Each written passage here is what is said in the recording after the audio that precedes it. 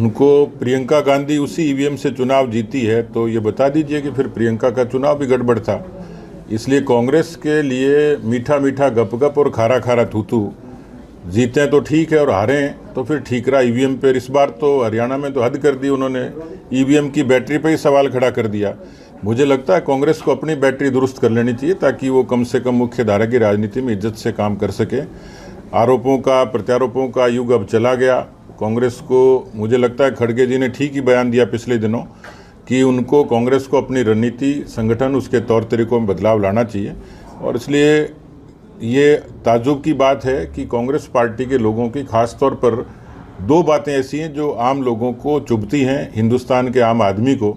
एक तो विदेशों में जाके हिंदुस्तान के लोकतंत्र का मखौल उड़ाते हैं, लोकतांत्रिक संस्थाओं के बारे में, लोकतंत्र की प्रक्रिया के बारे में, चुनाव की प्रक्रिया के बारे में सवाल खड़े करते हैं। तो मुझे लगता है कि कांग्रेस पार्टी को लोगों ने नीति से, विचार से, व्यवहार से नकार दिया और इसलिए इतिहास के कांग्रेस इस समय सबसे बुरे दौर में है। देखिए, कोई न कोई, कृष्णलाल पंवार जी के वो इस्तीफा देने से, उनके मंत्री बनने से, विधायक बनने से वो सीट खाली हुई है और पार्टी हमेशा से किसी न किसी योग्य कार्यकर्ता को, क्षमतावान कार्यकर्ता को उसको वहाँ भेजती है।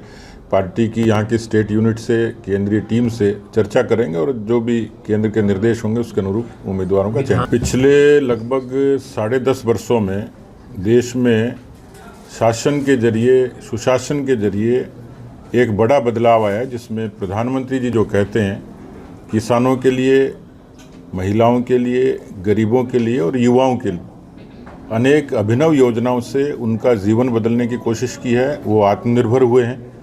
उसी कड़ी में हरियाणा इस बात का साक्षी है कि जब आपस में लिंगानुपात का फ़र्क था तो हरियाणा पहला प्रदेश बना जहां से प्रधानमंत्री जी ने 2015 में बेटी बचाओ बेटी पढ़ाओ की आगाज़ किया और हरियाणा से लेकर देश में लिंगानुपात बराबर आया। बेटियों को सम्मान भी मिला, सुरक्षा भी मिली और स्वाभिमान भी मिला। उसी तर्ज पर प्रधानमंत्री जी 9 तारीख को बीमा सखी योजना के माध्यम से 1 लाख ऐसी महिलाओं को बीमा एजेंट्स के जरिए उनको आत्मनिर्भर बनाने की दिशा में राजकीय कार्यक्रम है, पोस्टल विभाग का ही कार्यक्रम है, आयोजक भी वही है। हम लोग तो पार्टी के तौर पर उनका एक अच्छी संख्या में अभिनंदन करेंगे और इस बात का अभिनंदन करेंगे कि उन्होंने नवाचारों के जरिए खास तौर पर महिलाओं का जीवन बदला, उनको सुरक्षा दी, सम्मान दिया और समृद्धि दी।